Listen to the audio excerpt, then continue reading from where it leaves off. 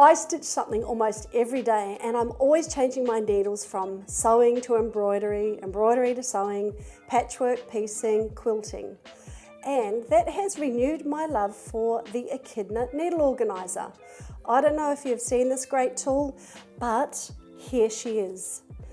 It is made of neoprene, and it's really great for you to store your needles on the organiser so that you can reuse them once you finish your embroidery. So what I do is I'll take my needle out and put my embroidery needle here on the 7511 square, do my patchwork piecing, and then when I finish that, I'll take my needle out and put that universal needle on my 8012 box. You get the idea. There's lots and lots of options for your needles.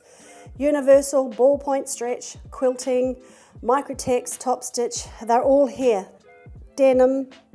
The other thing that I really like about it is old Echy here.